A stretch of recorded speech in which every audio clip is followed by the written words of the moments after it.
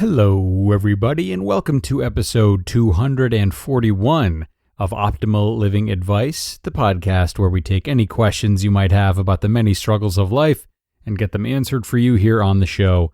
I am your host, certified life coach Greg Audino, reminding you before we begin that if you have a question you would like help with on the show, we welcome you to email it to us at advice@oldpodcast.com.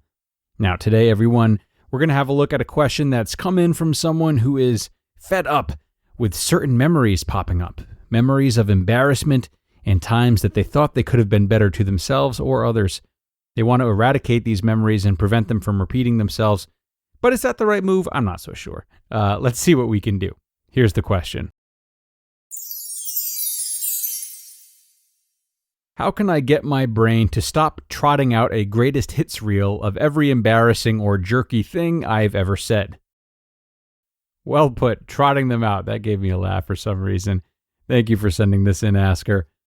So, look, as I've said before, there's really not much you can do to just stop these memories and their accompanying thoughts from coming. As a matter of fact, the golden rule tends to be that the more you push back on them and fight them, the stronger they become. Getting into a fight with yourself like that easily becomes like a dog chasing its tail. It's not a contest you can win. So let's focus instead on how you act, how you respond to these thoughts when they come up, responses which over time will determine how frequently or aggressively these memories arise in the future. Now, I want you to do a few things when these types of memories come up. First, try to remember the environment, the totality of the experience. Sit with the wholeness of these memories, not just the feelings of embarrassment. Ask yourself questions like, where were you? What were you wearing? What time of year was it? What time of day was it? And second, have a laugh at yourself. Have a laugh as if you were watching it happen to a stranger. Have a laugh at how silly you looked. Have a laugh at how much you cared about the approval of whomever you embarrassed yourself in front of. And maybe even have a laugh at yourself now for overestimating how much people cared about the whole thing, because you're most definitely exaggerating that too. We all do that. And whether or not you're able to laugh at this, I think, determines where you go next. Because, look, if you can't laugh at yourself, then what you're really working against here isn't this odd tendency to remember your worst moments, but it's a lack of self-compassion. Sometimes a lack of self-compassion is rooted deeply, and if that's the case, it's your business to get to the bottom of that by working on it consistently, ideally with a professional. But if I may sum it up quickly and bluntly, forgive yourself.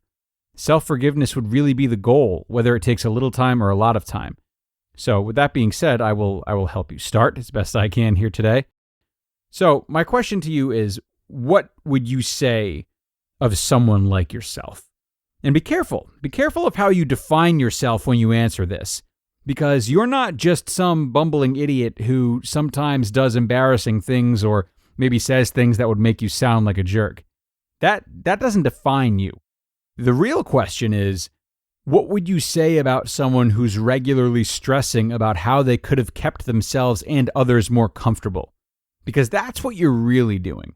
You're shaming yourself for having bad moments that made you or others uncomfortable.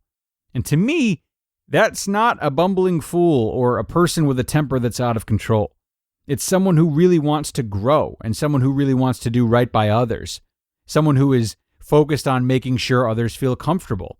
Someone who is trustworthy and genuine, whose real struggle is thinking that others don't love and accept them in spite of moments that they feel they could have performed better in. So, say it with me, everyone. This is normal. You are not broken. Okay? I know I say that a lot, but it's true. All the recounting of these memories says about you is that you are someone who makes mistakes like everyone else, but you're one of the ones who wants to grow from them. Why is that? Because you want others to hold you in high regard, which is hardwired in all of us. Yes, that can get excessive enough to cross healthy boundaries, but that's an episode for another time, and something there's really not enough evidence for me to talk about right now. Worth considering, though, I suppose. So look, you've got all this energy right now, all this tension from the constant reliving of these memories. Direct it the right way. Don't use the energy to fight them. use it to listen to them more, because maybe there are patterns throughout these memories that are pointing to ways in which you could take steps to improve. There might be lessons in here, and if so, reclaiming control by recognizing what you can do to overcome them would be great. Or maybe the only lesson really is self-compassion and taking it easier on yourself. But whatever the case may be, you're not going to learn any lesson if you continue to fight against these memories and these feelings. After all, had you not allowed them for at least a long enough moment to reach out to me for help, you wouldn't have gotten the response that you got today. That's because you didn't stuff them down. You acknowledged their presence. And even if your first instinct was to look for help in combating them, you still gave them a chance to breathe. And you moved a step in the right direction because of that. Thanks a lot to the asker for submitting this question today. As always, I hope my answer was able to help you and that I didn't assume too much. I tend to do that sometimes, I think. Just trying to give you guys as many lanes as possible to explore should you find yourself a little lost after our quick back and forth. But I will keep this outro nice and short for you today, everybody. Thanks a lot for joining as always. You know it means a lot to me. And be sure to come on back for the Friday show where we will get back on the horse and try to help out another listener. I'll talk to you then.